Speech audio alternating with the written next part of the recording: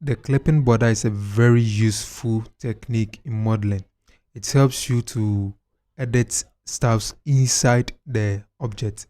So, for example, our Suzanne object, if you want to edit the thing inside of this, you simply press Alt B and then click here, and then you can be able to edit what is inside the object.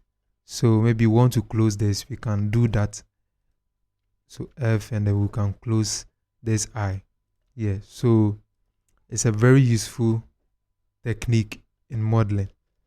So if you want to go back to the original mesh, then you can press Alt B again to go back to the original.